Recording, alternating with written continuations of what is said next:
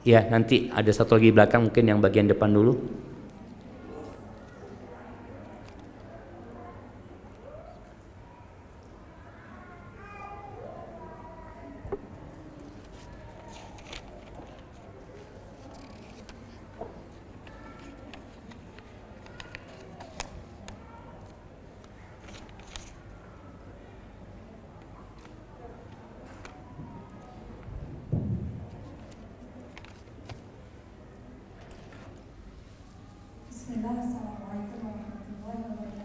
Waalaikumsalam warahmatullahi wabarakatuh.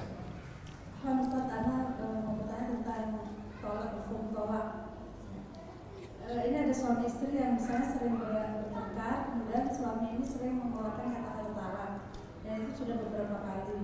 Kemudian yang Ana tanyakan, apakah talak yang dikeluarkan ketika dia bertengkar pasti dalam keadaan emosi itu sah? Pertama. Yang kedua, kalau misalnya itu sah, sementara suami istri ini masih tinggal satu atap, karena suami itu tidak mau meninggalkan rumah, sementara rumah itu rumah istrinya. Itu bagaimana solusinya? Nah, Masya Allah. Sekarang minta dilayani sebagai suami. Siap. Barakallahu fiik. Barakallahu fiik. Nah, jamaah. Yang pertama, talak itu ada dua macam. Talak itu adalah ada ucapan yang sorry ya, yang jelas maknanya bercerai. Mau aku ceraikan engkau, aku talak engkau, maka itu jatuh talak. Ada ungkapan yang kinayah. Kinayah itu artinya udah engkau keluar sana dari rumah ini, engkau bawa barangmu semua sudah sana, pergi ke rumah orang tuamu. Ini bisa jadi bermakna tolak, bisa jadi bermakna tidak, tergantung niatnya. Kalau yang pertama tadi nggak perlu niat. Kalau maknanya memang cerai, walaupun dia nggak punya niat, walaupun dia bermain-main, talaknya jatuh. Tapi kalau yang kedua ini butuh niat. Yang tahu siapa? Suami. Istri nggak tahu dengan niatnya suami. Maka suami akan dihisab di hadapan Allah kalau ternyata sebenarnya niatnya dia menceraikan gitu. Tapi ketika ditanya sama istri, bang, engkau tadi ngusir aku, niat menceraikan aku atau cuma marah nggak ingin jumpa sama aku? Enggak, aku cuma marah aja. Sudah, omongan suami yang dipakai.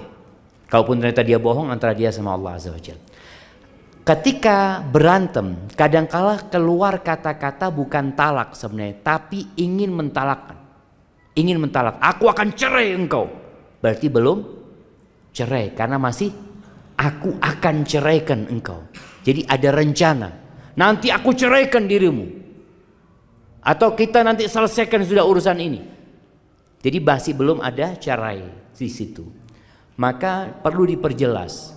Pentingnya suami istri ini, kalau ada masalah tolak itu, dua-duanya datang ke seorang ustadz yang faham tentang talak.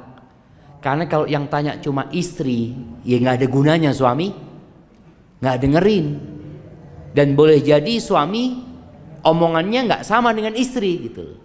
Maka perlu datang ke seorang ustadz, menceritakan, ustadz gini nih ustadz, ana sama suami ana, atau datang orang lain, supaya ustadznya mendengarkan dari kedua belah pihak. Karena memisahkan dua orang ini berat jemaah. Karena mereka suami istri gitu. Tapi kalau ternyata memang mereka sudah 3 kali cerai, maka jatuh cerai. Tapi yang terakhir, apakah ucapan tolak dalam kondisi emosi itu ada konsekuensi hukumnya? Para ulama membagi amarah itu jadi 3. Yang pertama, puncak amarah sampai orang tidak sadar dengan yang dia omongkan. Tadi keluar kebun binatang, kalau dia nggak tahu sudah. Sampai dia ngomong, aku ceraikan engkau. Setelah selesai ngomong, bang, engkau tadi menceraikan aku. Enggak, berarti dia nggak sadar. Kalau dalam kondisi emosi yang puncaknya ini, cerainya nggak jatuh. Kemudian kondisi yang kedua, kondisi di awal marah, awal ribut, tahu-tahu dia sudah menceraikan. Dia sadar ketika dia mengucapkan hal itu. Ini semua ulama sepakat jatuh cerainya. Kondisi yang diperselisihkan para ulama yang pertengahan, nggak sampai puncak, tapi juga bukan di awal marah. Jadi dia sadar dengan yang dia ucapkan, tapi ya udah kondisinya marah gitu. Apakah jatuh atau tidak? Jumhur ulama berpendapat jatuh. Walaupun mungkin akan mendengarkan fatwa sebagian ustadz, dan itu pendapat Ibnul Qayyim rahimahullah, nggak jatuh. Hanya saja kalau ikut pendapatnya Ibnul Qayyim rahimahullahu ta'ala, terkadang sulit untuk membuat standarnya.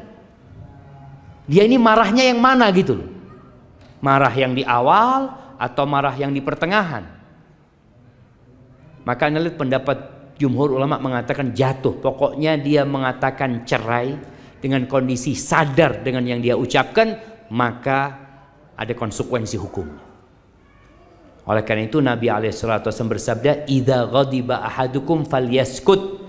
Kalau seorang di antara kalian marah, hendaklah diam. Ini menunjukkan bahwa semua yang diucapkan itu akan ditulis sama malaikat.